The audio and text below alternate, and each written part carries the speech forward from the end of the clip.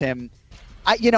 People don't necessarily like when I go to the Hall of Fame discussion, right? But there's just something so special about watching these elite fighters in their prime.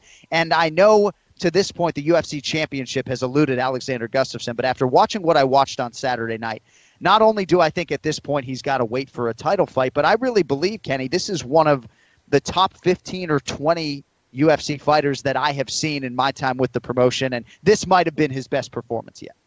It was an amazing performance, an amazing finish. I mean, to see those uppercuts land, I believe it was 3 uppercuts that were set up with the jab or the hook. So the lead hand was kind of starting it, and then those 3 uppercuts. But those uppercuts were amazing. What was awesome at the end was actually when he landed that 3rd uppercut, he actually pivoted off to his left. So he created the angle for himself. He defended. He basically created amazing defense because he had that angle. Teixeira couldn't see where he was, and as he turned to face Gustafsson, it was a nasty right hand that finished the job. And, you know, to see, like, you know, everyone tries to work that combination on the pads, but to see it in real time with UFC gloves on against another very competent striker in Glover Teixeira was a thing of beauty. And to me, it seemed like Gustafsson started off the fight a little bit tight. It seemed like, you know, he maybe was thinking about his last performance in Stockholm against Anthony Johnson or something. I don't know if that was the case, but once he really loosened up, he just got better and better. And when he's fluid, and when he's moving those feet, and when he's sticking to a game plan, Gustafsson is going to be very difficult to beat. Obviously, you talk about his physical gifts, his height, his range, his reach, but his speed was just on another level. And that's really what I thought was going to be a big time disadvantage for Teixeira. Teixeira is just not very quick.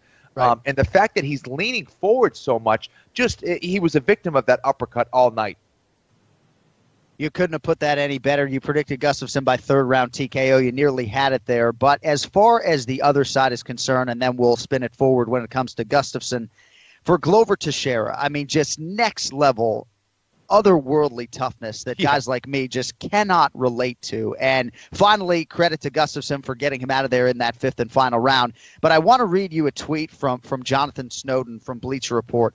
People charged with protecting Glover Teixeira from himself, from regulators, to the referee, to his own corner, should be deeply ashamed. Now, I'm not necessarily willing to go that far, Kenny, but I can't help, as this fight is playing out, but not go down that pipeline in terms of my thinking. And just watching Glover Teixeira absorb what in my mind is probably life-altering damage to some extent. And I do think in certain situations, some fighters can be their own worst enemy, right? Like I felt like Chael Sonnen, my biggest criticism of him all the time was that I always felt like when the going got tough, he was always looking for a way out.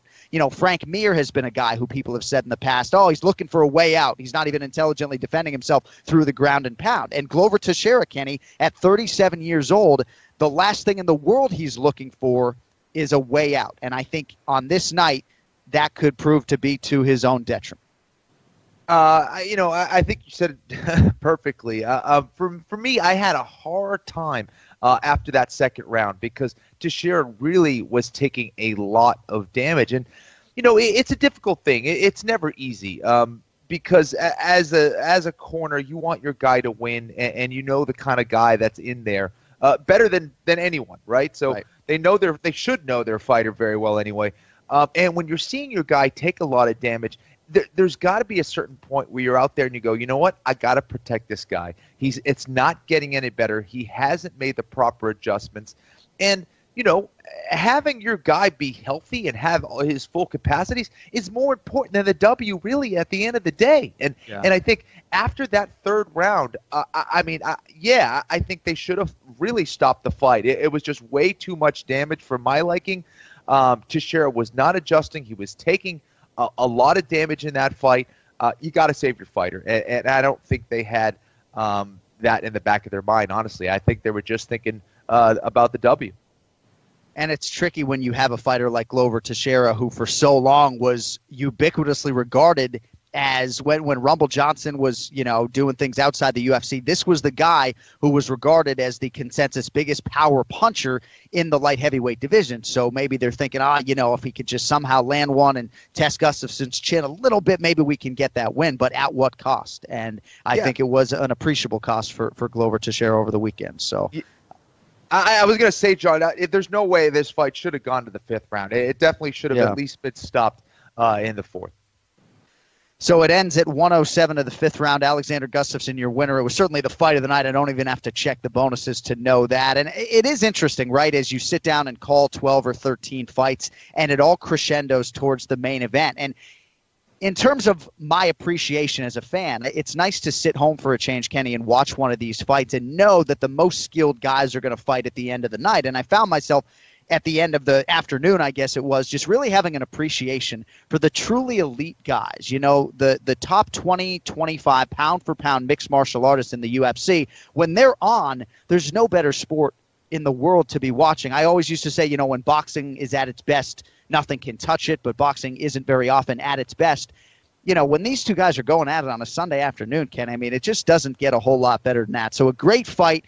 And now for Alexander Gustafsson, he obviously has this wars against Jon Jones and Daniel Cormier, 2 fights, by the way, that many people thought he won. Some people thought he won the Jones fight. Others actually thought he won the Cormier fight.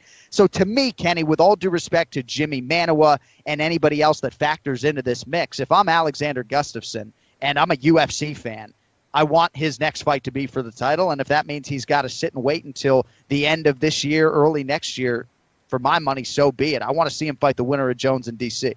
Yeah, Gustafsson's the guy. I think for him, he's got to be very smart between fights. I know he's been dealing with a back injury. I know what that roller coaster ride is like. He's got to be careful with his training. He's got to really take care of himself. And if he does that, I think he will get that next shot, and he absolutely deserves it. You look at what he did with Daniel Cormier, going 5 hard rounds, an absolute war, back and forth. Same thing with Jon Jones, and a fight that a lot of people felt he won. So I would love to see that fight, whoever it may be, whether it's DC or Jon Jones. That's the fight. Seems like Gustafsson intimated after the fight that he would try to keep himself ready for UFC 214, which is exactly 2 months from today, July 29th in Anaheim, California. Jimi Manuwa, I think, as far as DC is concerned, in a replacement situation would be the easier foe and maybe the preferred foe for Daniel Cormier. He talks so glowingly about Gustafsson and what that fight at UFC 192 did for him, not unlike the Josh Barnett fight for DC, which took place over 25 hard minutes. So Gustafsson's back in the mix and with style points, and certainly in a division that has a lot of big names at the top but then thins out. He has put himself right back in the mix. And maybe Jimi Manuwa, unfortunately, is the biggest loser with this type of result, because obviously he had a lot of momentum after his main event win in London not all that long ago. But now it seems like Alexander Gustafsson, with a win over Jimi Manuwa, becomes the guy at 205 pounds once again. How about Rumble Johnson tweeting over the weekend, something about uppercuts, and seems like he was intimating that he's getting the itch to return. It really is amazing to sit back and watch Teixeira and Gustafsson fight and think about just how easily, Kenny, Anthony Johnson was able to dispose of both of those guys.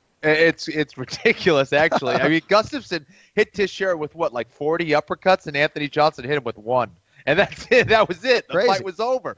So that's the kind of power that Anthony Johnson has. I saw him saying that he's feeling like he's got the itch again, and Anthony, just give it more time, man. Don't tease us, dude. Don't tease us like that. That's a pretty early tease, right? You retire on April 8th, and less than 2 months later, he's talking about a potential comeback. But I don't know that that's going to happen. But certainly you can understand why Rumble sitting at home was chomping at the bit a little bit over the weekend.